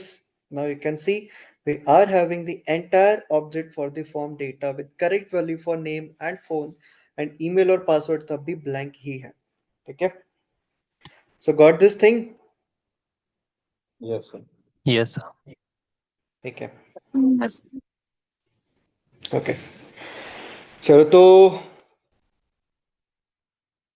we have seen how to handle the form data in a class component, ठीक है। चलो अब इसी सेम डेटा को handle करना देखते हैं इन a function component. तैयार हो सभी to see it in a function component? Yes, sir. Yes, sir. Yes, sir. Okay, ठीक है। चलो so let's create a component. एक कंपोनेंट में यहाँ पे बना लेता हूँ, for example login form component. एक काम करते हैं, लॉगिन फॉर्म एलिमेंट में इसको नाम देता हूँ, ठीक है। Now let's create a function, export function login form element. Now it will return। अच्छा रुको रुको रुको, इससे पहले एक और प्रॉब्लम थी, उसको एड्रेस करते हैं। ओके, वो प्रॉब्लम क्या है यहाँ पे? Let's say now our form is having 20 fields और 100 fields, lots of fields we are having, ठीक है। तो एक एक फील्ड के लिए अब बार बार ऑन चेंज आपको यहाँ पे स्पेसिफाई करना पड़ेगा, ठीक है। और एक एक फील्ड के लिए फिर आपको यहाँ पे फंक्शन डिफाइन करना पड़ेगा। अगर 100 फील्ड्स है, so you will end up writing 100 functions here, ठीक है। तो this is not going to be your ideal approach, ठीक है। देखो अप्रोच तो इसी टाइप की यूज होगी कि जब यूजर कुछ भी टाइप कर रहा है तो at that time we have to assign the form data, ठीक है, इनटू द स्टेट। बट हर एक फील्ड के लिए अलग अलग फंक्शन हम लोग डिफाइन नहीं करने वाले, ओके, बिकॉज आपका कोड की लेंथ यहाँ पे अननेसेसरीली इंक्रीज होती जा रही है। So what we will do instead, हम सिर्फ एक ही फंक्शन बनाएंगे and into that same function हम अलग अलग की वैल्यू पर असाइन करेंगे। तो जरा देखो, इन दोनों फंक्शंस को अगर आप क्लोजली नोटिस करोगे, एवरीथिंग इज सेम। हाँ है ना, सब कुछ सेम है कि नहीं है? Yes, sir. Yes, sir. बस Yes, sir. एक चीज यहाँ पे है जो कि डिफरेंट है दोनों में, वो क्या? Name and form data. Form. Yes, the key, right. देखो वैल्यू रीड करने का तरीका भी दोनों का सेम है, राइट। बस चेंज क्या हो रहा है, वी हैव टू डिसाइड कि जो करंट वैल्यू फील्ड से जो आपको मिल रही है वो असाइन कौन से की में करना है। That will be the challenge for us, right. हमारे लिए यहाँ पे पता है चैलेंज क्या होगा? अगर एक ही फंक्शन बना रहे हो तो फॉर एग्जांपल मैंने एक ही फंक्शन यहाँ पे बनाया, handle change, and in this handle change, let me take this event object as argument और ये पूरा कोड एज इट इज मैं लेके आता हूँ। अब इस बार पता है क्या होगा? यही एक अकेला फंक्शन सारे फील्ड्स के ऑन चेंज को रेफर करेगा। मतलब नेम के चेंज पे भी यही चलेगा, फोन के चेंज पे भी यही चलेगा, पासवर्ड एंड ईमेल के चेंज पे भी यही आपका चलने वाला है, यही फंक्शन आपका रेफर होगा। तो देखो सभी फील्ड की अलग अलग वैल्यूज तो लाके दे देगा। कैसे? Let me put this handle change function here, handle change and फिर हैंडल चेंज।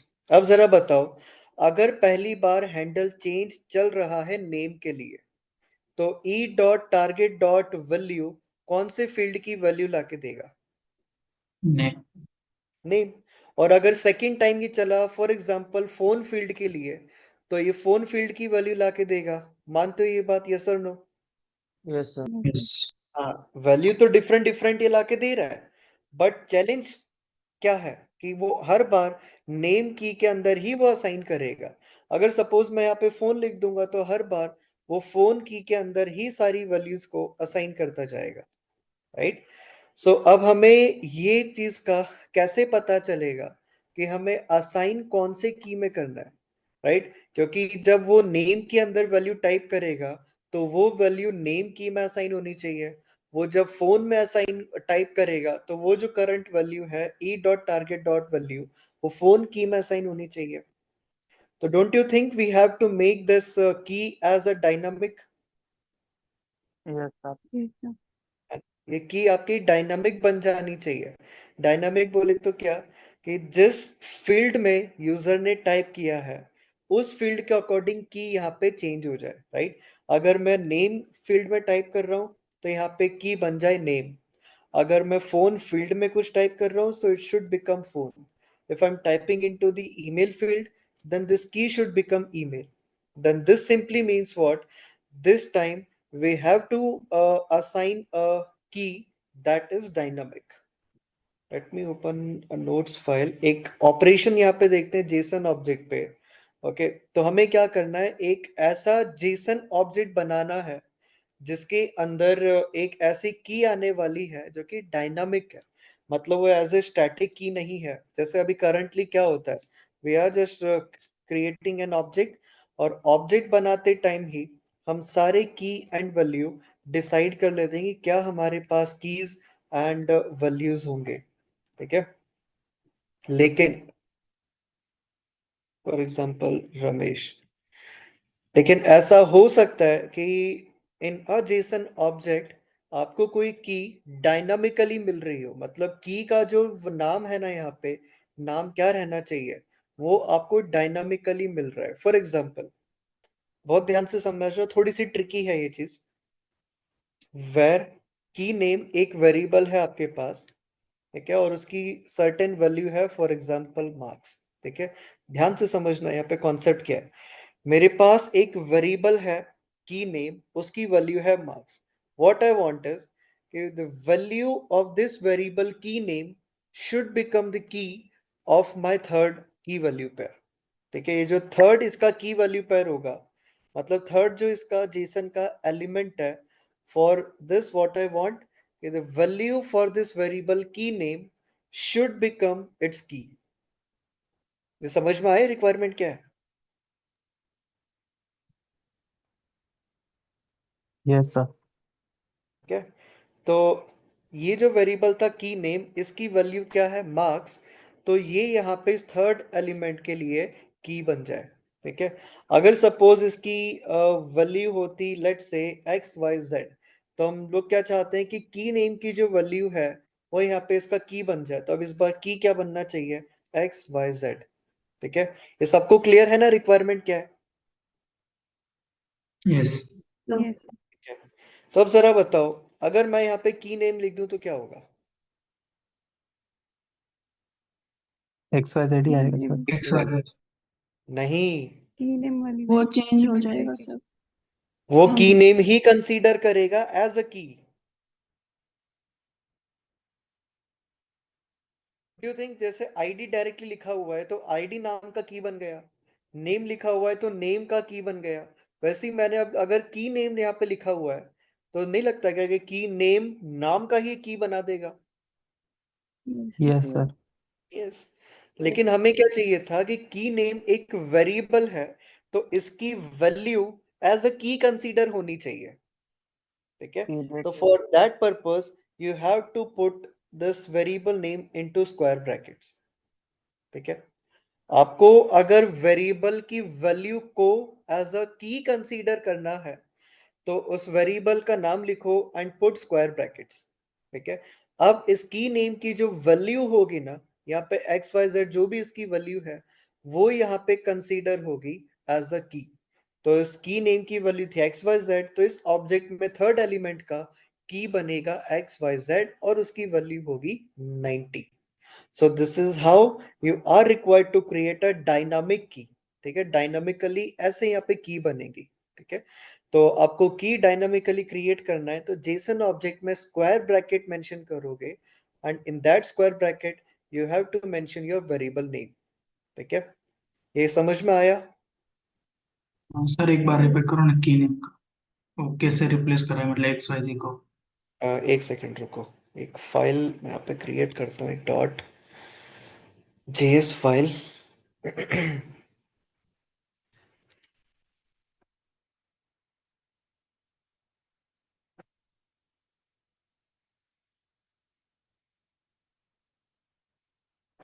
ठीक है, फॉर एग्जाम्पल एक ऑब्जेक्ट है मेरे पास में की नेम, ठीक है।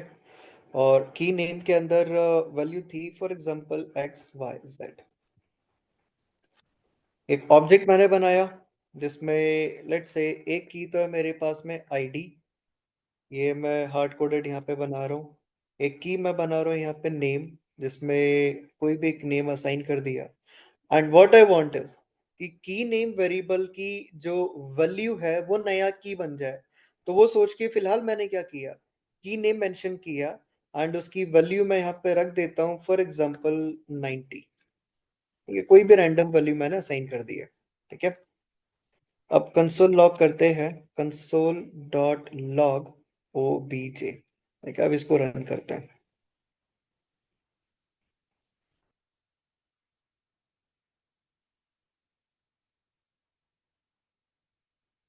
ओके, सो नोड डेमो डॉट जेएस।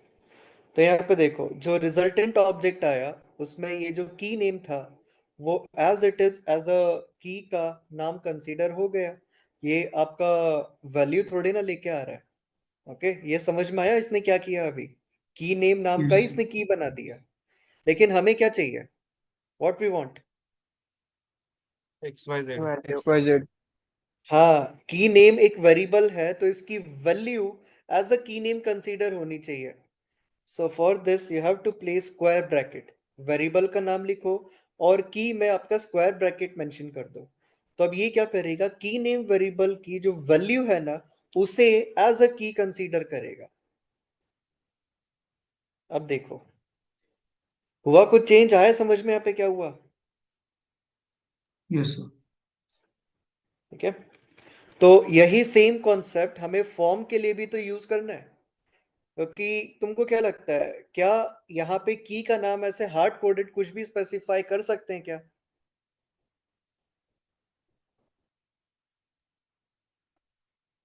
क्या बोलते हो?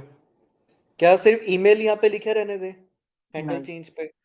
नहीं नो सर नहीं ना, सर. क्योंकि फिर हर बार ये ईमेल के अंदर ही वैल्यू असाइन करेगा, राइट? सो Dynamic होना क्या करना। चाहिए, हाँ वो की डायनामिक होनी चाहिए कि जब यूजर नेम फील्ड में कुछ टाइप कर रहा है तो की यहाँ पे बन जाए नेम। जब यूजर फोन फील्ड में कुछ टाइप कर रहा है तो ये की बन जाए फोन, राइट? तो हम लोग पता है क्या करेंगे, इन दोनों इनपुट फील्ड्स को एक नेम एट्रीब्यूट प्रोवाइड करेंगे, ठीक है, इनको आइडेंटिफाई करने के लिए, क्योंकि पता तो चले कि यूजर किस फील्ड में टाइप कर रहा है, ठीक है। तो जैसे आईडी देते हो, क्लास देते हो, वैसे ही हर एक फील्ड को आप नेम भी दे सकते हो, ठीक है। तो नेम यहाँ पे असाइन करते हैं इसको, तो फर्स्ट नेम इसका असाइन करते हैं एज नेम। एंड जो सेकंड वाला फील्ड था इसको भी यहाँ पे नेम की वैल्यू असाइन करते हैं, फॉर एग्जांपल फोन। अब बताओ क्या होना चाहिए, कौन सी चीज यहाँ पे की बननी चाहिए अब फील्ड के लिए? Name name. Exactly exactly. इस फील्ड का जो नेम प्रॉपर्टी जो था, नेम की जो वैल्यू होगी वो आपके ऑब्जेक्ट की बननी चाहिए। यस और नो? ठीक है, यस सर। तो अब इस चीज के लिए बस इसका ध्यान में रखना, जेसन ऑब्जेक्ट के पास में आपके स्टेट के अंदर जो कीज के नाम थे ना वही आप अपने फील्ड को नेम असाइन करोगे, ठीक है। क्योंकि फील्ड को जो नेम दिया होगा उसी को आप की बना रहे हो, तो वो आपके सेम होने चाहिए। आपने नेम फोन ईमेल पासवर्ड दिया है, यही एग्जैक्ट सेम चीज आपको फिर नेम की में असाइन करना है, मतलब नेम एट्रीब्यूट में असाइन करना है, ठीक है। सो नाउ दिस टाइम हमारे पास अब फील्ड की वैल्यू कैसे रीड कर रहे थे, ई डॉट टारगेट डॉट वैल्यू से। तो उस करंट फील्ड का नेम कैसे रीड करेंगे, ई डॉट टारगेट डॉट नेम से, ठीक है। तो e dot target dot name की जो वैल्यू है वो यहाँ पे एज अ की कंसीडर हो जाए। तो जरा ये बताओ क्या अभी जो मैं लिख रहा हूँ वो सही है क्या, e dot target dot name? Actually, square brackets. We have to encapsulate this in square bracket, bracket में।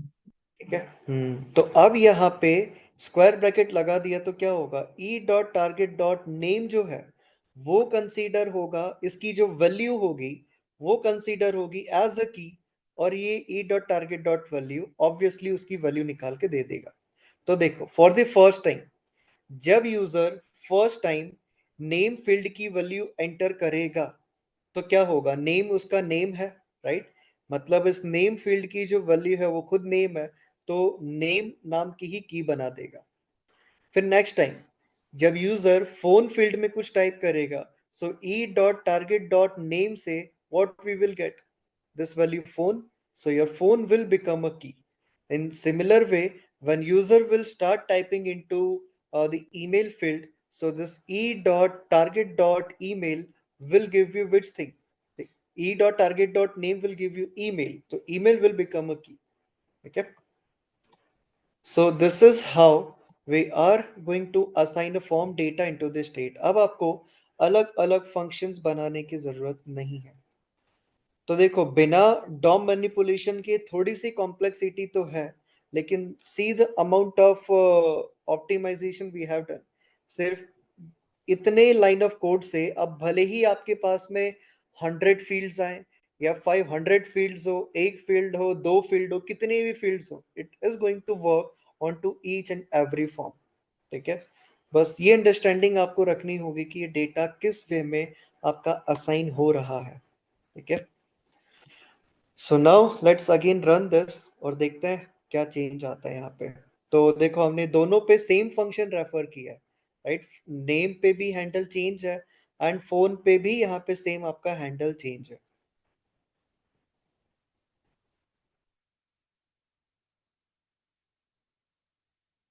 इसको क्या हो गया, सर बाइंडिंग।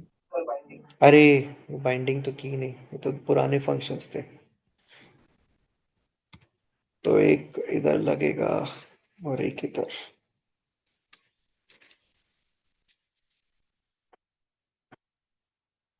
हैंडल चेंज, ठीक है, तो handle submit and handle change.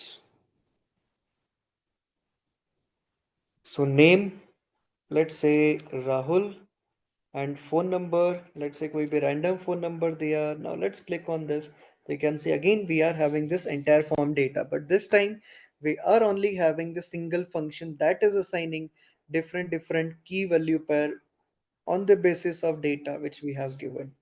ठीक है, ओके, कुछ पूछना है, कुछ डाउट है इसमें?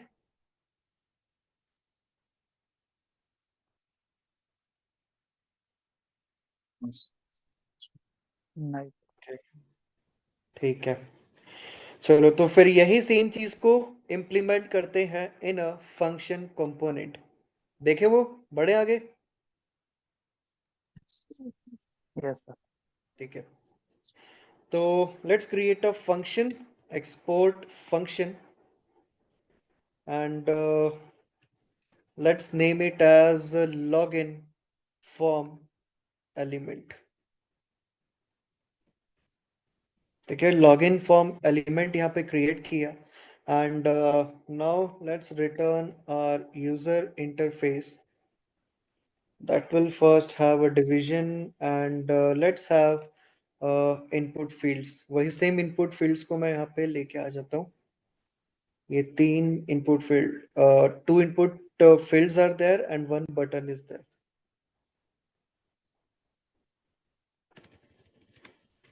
ठीक है, तो देखो इन तीनों को मतलब सॉरी इन दोनों इनपुट फील्ड को we have to assign a name. Name तो यहाँ पे भी देना होगा, एंड ऑन चेंज पे कोई ना कोई फंक्शन हमें रेफर करना होगा। हैंडल चेंज फंक्शन एक बनाएंगे। तो अगेन फॉर्म डेटा को कंटेन करने के लिए we need to have a state. ठीक है, हमारे पास स्टेट होना चाहिए, तो एक स्टेट को क्रिएट करते हैं, सो यूज स्टेट। तो अब बताओ ये यूज स्टेट किस चीज से इनिशियलाइज होगा? empty values name empty हाँ, array सब मतलब एक पूरा Empty string. ऑब्जेक्ट यहाँ पे बनेगा, एम्प्टी object एरे और नहीं, ऑब्जेक्ट बनेगा। हाँ तो name object will be blank and phone will be blank, and similarly if you are having other fields also, तो email and password। तो ये एक एम्प्टी ऑब्जेक्ट से इनिशियलाइज हो गया, एंड फिर इसको हम एक name and function reference assign करेंगे। So let's give it a name form data and function name will be set form data। ठीक है, अब बताओ अब नेक्स्ट स्टेप क्या होगा हमारा? execute. handle change. Yes, we will define a function जो कि ऑन चेंज इवेंट पे रेफर करना है। तो const handle change equal to this kind of arrow function. ठीक है, अब हैंडल चेंज में कौन सा फंक्शन कॉल करें? Set state. Set state, Set Set form data. form data.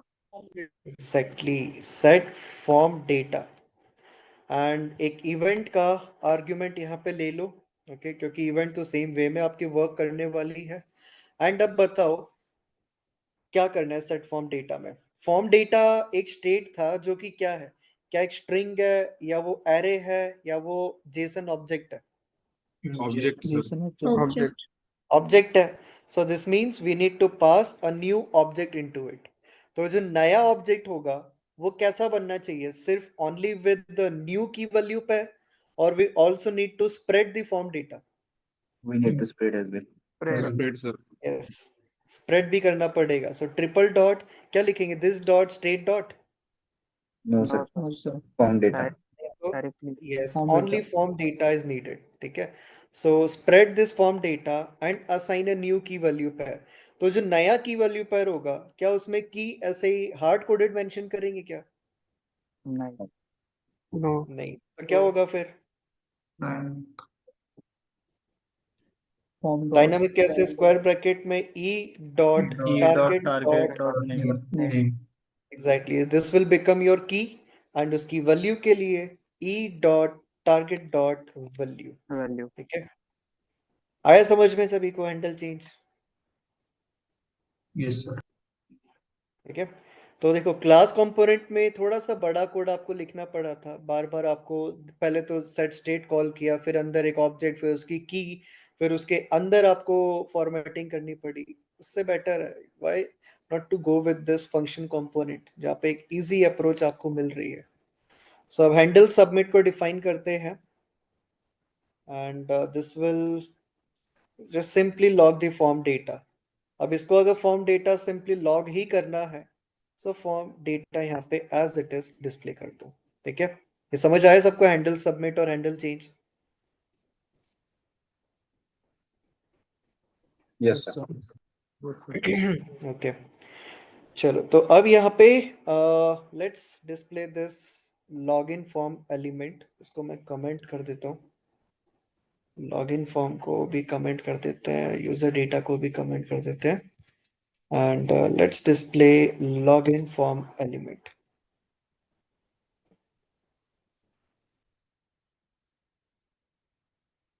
तो यू कैन सी अगेन वही सेम चीज है, कंपोनेंट वही सेम है। एक बार रिलोड करके भी दिखा देता हूँ, राइट? वही सेम आपके पास पूरा कंपोनेंट है। Let me give it a name, for example Himanshu, and let's assign a phone number, and let's click on this button। now again we are having this entire data with us। ठीक है, तो UI पूरा exactly वही है, बस यहाँ पे change क्या हुआ है, क्लास कंपोनेंट की जगह we are having a function component. ठीक है, तो आई होप ये फॉर्म डेटा को हैंडल करना आ गया होगा समझ में। क्लियर? Yes, sir.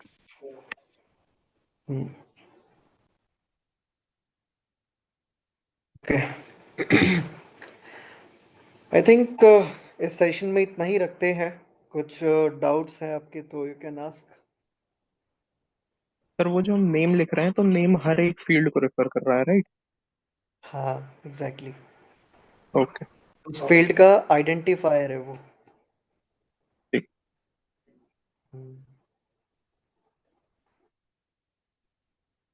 सर हम जब प्रोजेक्ट बनाएंगे अभी, तो जो लॉगिन फॉर्म रहेगा, तो लॉगिन क्रेडेंशियल हमें बैकएंड के अंदर जो सेव करने हैं, तो मतलब यहाँ अब हमने यहाँ पर कंसोल डॉट लॉग किया है, तो वहाँ पर हमें हाँ, सिर्फ यहाँ पर यूआरएल और एपीआई कॉल करेंगे। एपीआई हाँ, कॉल एपीआई कॉल करेंगे एग्जैक्टली। उसमें रिस्पांस बॉडी में आप ये डेटा असाइन करोगे, यूआरएल मेंशन करोगे, फॉर्म का मेथड डिसाइड करोगे पोस्ट, और वो डेटा लेके चला जाएगा, वहां से रिस्पांस आ जाएगा।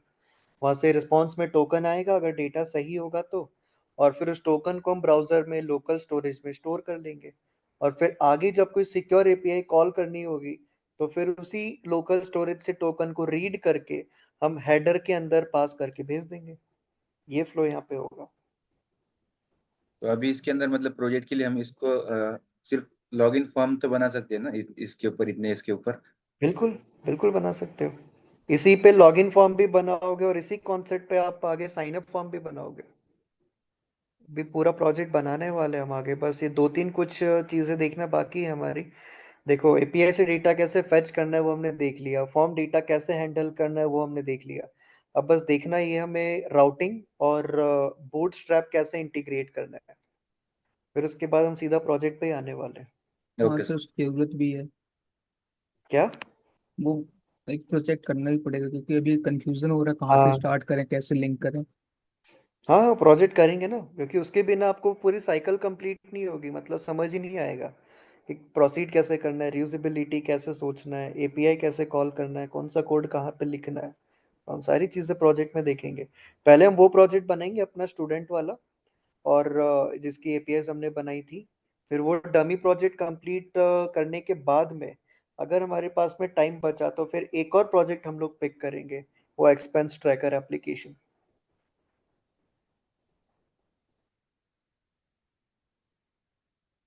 Okay sir. अभी तो बस वन बाय वन जितने कॉन्सेप्ट यहाँ पे चल रहे हैं उनको खुद से प्रैक्टिस करते जाओ। फिर एक टाइम ऐसा आएगा जब हम वो प्रोजेक्ट बनाएंगे तो सारी चीज़ों को हम लोग इंटीग्रेट करेंगे वन बाय वन।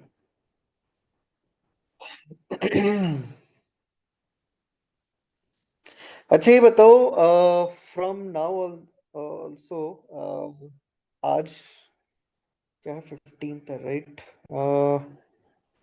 आप लोग सभी 5 PM पे ज्वाइन कर सकते हो क्या आज से?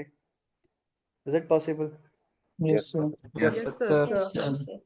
Yes sir. ठीक है, तो 5 PM पे ज्वाइन करते हैं, just to be on a safer side कि हम कुछ चीज़ें ज़्यादा कवर कर पाएँ, जो चीज़ें रियल टाइम इंडस्ट्री में यूज़ हो रही, नहीं तो हम उसके बिना भी जा सकते हैं बट फिर कोई यूज़ ही नहीं होगा उसका, कि एक खाली ऐसे प्रोजेक्ट बना के। तो थोड़ा टाइम ज़्यादा मिले, ज़्यादा चीज़ हम लोग देख पाए, यस तो sir, that's 5 PM only. Is good. Yes ठीक सर। है, ओके।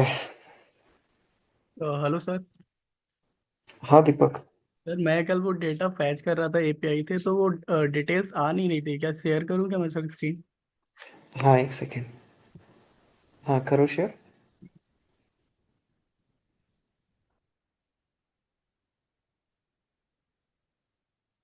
सर ये मैंने यहाँ पे चेंज कर दिया अभी आपके साथ जब कर रहा था। तो यहाँ पे था ये। नहीं वो कंपोनेंट दिखा लो, यूजर डेटा। Yes sir. पहले तो इसका कोड दिखाओ एक बार, क्या कर रहे हो आप इसमें? सर ये यूजर डेटा वाला। हाँ हाँ सर यही है, विजिबल है ना सर? हाँ ठीक है। हाँ हाँ विजिबल है, नीचे स्क्रॉल करो। जी सर। ठीक है, this dot state dot users dot map, नीचे स्क्रॉल करो। अरे आपने कंपोनेंट डिड कैच में लिख दिया कोड, डिड माउंट में करना है ना, कैच तो एरर आने पे चलेगा। Okay sir, okay. सर मैं इतनी छोटी प्रॉब्लम मतलब कल से देख रहा था। ऐसा ही सर होता इसका है ये कई बार। फोल्डर भी गलत ओपन है sir. Folder my app open करना चाहिए ना? ना ओपन तो है ऊपर माई ऐप। नहीं सर, वो रिएक्ट भी ओपन, रिएक्ट किया है सर ओपन उन्होंने डायरेक्ट। पता नहीं, एक बार फिर से शेयर करना। एक मिनट। कहाँ पे sir? Sir react JS open किया है इन्होंने फोल्डर।